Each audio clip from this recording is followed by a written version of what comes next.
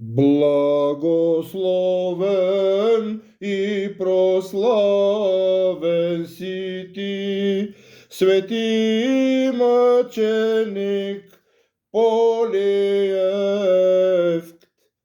и Твоето свето тяло, и Твоите свети икони, и Твоите свети храмове, и Твоите свети монастири,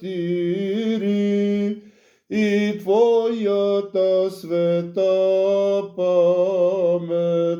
всякога сега